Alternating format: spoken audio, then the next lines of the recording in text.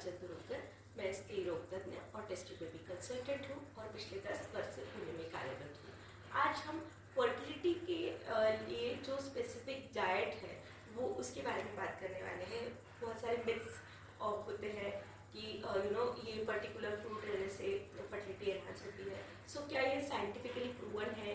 क्या ऐसे कुछ साइंटिफिक रिसर्चेस हुए हैं? इसके बारे में हम इस वीडियो में बात करने वाले हैं। सो बेसिकली जब भी हम फर्टिलिटी के लिए ट्राई करते हैं तो थोड़ा सा एंग्जाइटी होता है और हमेशा हम सोचते हैं कि क्या ऐसा डाइट ले जिससे हमारा फर्टिलिटी बूस्ट होगा और हमें जल्दी से जल्दी कंसेप्शन होने में मदद होगी। So generally antioxidant rich diet जो है वो हम हमेशा एडवाइस करते हैं। अब ये एंटीऑक्सीडेंट्स किस में होते हैं? सो ये एंटीऑक्सीडेंट्स जो है वो फ्रेश फ्रूट्स, ऐसा कोई स्पेसिफिक फ्रूट ऐसा नहीं है, पर फ्रेश फ्रूट्स जो होते हैं, आप सीजनल फ्रूट्स भी जो है वो कंज्यूम कर सकते हैं। तो ये फ्रेश फ्रूट्स और ग्रीन वेजिटेबल्स, फ्रेश वेजिटेबल्स, इसमें भरपूर मात्रा में एंटीऑक्सीडेंट्स होते हैं। सो ये आप एज अ कंप्लीट फ्रूट या फिर फ्रूट जूस करके भी कंज्यूम कर सकते हैं।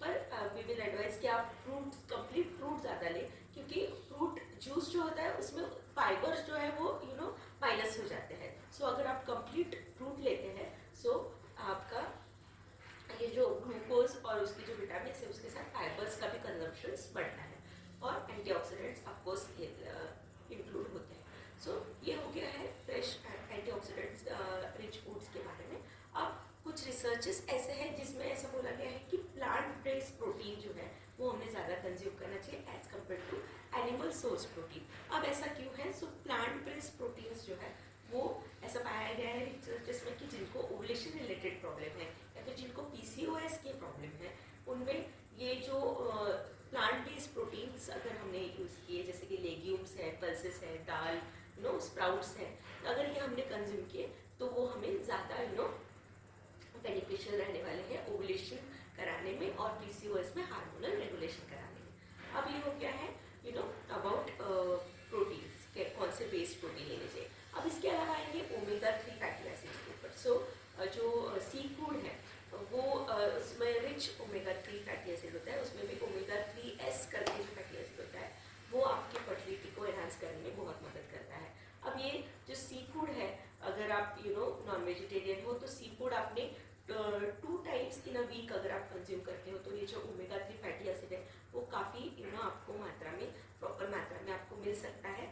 साल्मन फिश में और बाकी फिश और बाकी की जो सी फूड है उसमें ये ओमेगा 3 फैटी एसिड जो है वो रहता है। और ये जो ओमेगा 3 फैटी एसिड है ये आपके लिए काफ़ी बेनिफिशियल है, ओवुलेशन के लिए बेनिफिशियल होता है। इवन मेल्स में भी ये, अगर आपका स्पर्म काउंट मोटिलिटी अगर कम है तो उसके लिए भी ये बेनिफिशियल होता है। अब इसके अलावा हम जानेंगे कि रेड मीट। सो रेड मीट जो है वो आपने कंज्यूम नहीं करना चाहिए, क्योंकि ये जो होता है वो एंडोमेट्रियोसिस को बढ़ा सकता है और ये बाकी के जो चीज़ें हैं जैसे कि एंडोमेट्रियोसिस और ओवुलेशन को भी डिलेज कर सकता है। सो रेड मीट आपने थोड़ा सा कम कंज्यूम करना चाहिए। इसके अलावा आपने जो बाकी के जो मॉडिफिकेशंस है उसमें आपने जो अपने बेरीज हैं जिसमें जैसे कि रास्पबेरीज, ब्लूबेरीज, स्ट्रॉबेरीज, ये सब जो है वो स्पर्म हेल्थ के लिए बहुत बेनिफिशियल देखे गए हैं। सो रिसर्चर्स ऐसा कहते हैं कि जो बेरीज है ये आपके स्पर्म हेल्थ के लिए बहुत अच्छे होते हैं। तो आपने अगर ये ब्लूबेरीज या फिर रास्पबेरी या फिर स्ट्रॉबेरीज अगर आपने अच्छे क्वांटिटी में कंज्यूम किए तो वो आपके स्पर्म हेल्थ को बढ़ाने में मदद कर सकता है। अब इसके अलावा और जो ड्राई फ्रूट्स है वो भी रिच इन प्रोटीन रहते हैं। सो ये अगेन ये प्लांट सोर्स ऑफ प्रोटीन है। सो ये जो ड्राई फ्रूट्स है वो भी आपने कंज्यूम करना चाहिए। सो इसके अलावा सनफ्लावर सीड्स जो है वो भी देखा गया है, कुछ कुछ रिसर्चेस है थोड़े, उसमें ऐसा बोला गया है कि जो ये सनफ्लावर सीड्स है ये भी स्पर्म हेल्थ के लिए, स्पर्म काउंट बढ़ाने के लिए सनफ्लावर सीड्स का हेल्प हो सकता है। अब इसके अलावा जो फ्लाक्स सीड है और ये जो फ्लाक्स सीड है ये भी काफ़ी यूज़फुल पाया गया है और इसमें भी काफ़ी प्रोटीन्स और फैट्स होते हैं जो कि आपके लिए काफ़ी यूज़फुल रह सकते हैं।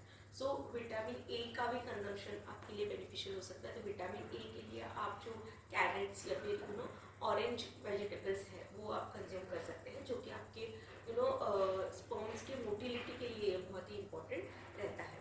अब इसके अलावा zinc rich, selenium rich food जो है वो भी आप कंज्यूम कर सकते हैं। एवोकेडो जो है उसमें रिच सोर्स ऑफ मैग्नीशियम रहता है, सो वो भी आप कंज्यूम कर सकते हैं। ये ऐसा बोला गया है कि एवोकेडो जो है वो भी फर्टिलिटी बूस्टिंग में मदद कर सकता है। सो ये कुछ डाइट में चेंजेस है। उसके अलावा जो चीज़ें आपने अवॉइड करनी चाहिए वो भी इस वीडियो में मैं डिस्कस करना चाहूँगी। सो उसमें आपने ट्रांस फैट जो है वो बिल्कुल भी अवॉइड करना चाहिए, क्योंकि ट्रांस फैट डायरेक्टली आपका एंडोमेट्रियोसिस जो है वो बढ़ाता है, आपको ओवुलेशन जो है उसको हैम्पर करता है। सो ट्रांस फैट किस में रहता है? सो पिज़्ज़ा, बर्गर, फ्राइज, यस, सो ये हॉट डॉग्स, ये सारी जो चीज़ें हैं ये आपने अवॉइड करना चाहिए, क्योंकि ये जो है वो आपका डायरेक्टली ओवुलेशन जो है वो इम्पैक्ट करने वाले हैं। उसके अलावा आपने एरिएटेड ड्रिंक्स जो है, कार्बोनेटेड ड्रिंक्स, वो भी आपने अवॉइड करने चाहिए। उसके अलावा smoking and alcohol, any quantity, ऐसा एक कुछ क्वांटिटी है कि वो सेफ है, उसके आगे जो है ये सेफ नहीं है, ऐसा नहीं है।